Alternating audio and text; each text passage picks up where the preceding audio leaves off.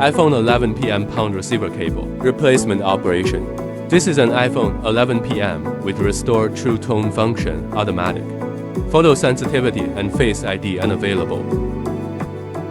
Take out the pound L3 repair instrument. Plug in main set sensor pair expansion board will automatically jump to the relevant page. Take out pound receiver cable. Buckle the cable onto the repair expansion board.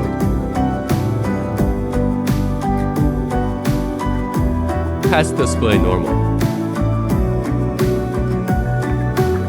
Plug in the mobile phone data cable too.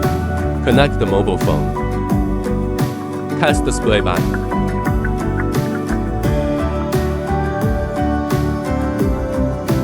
Show write success. Detection display exists data. Turn off the phone and install the cable on the phone.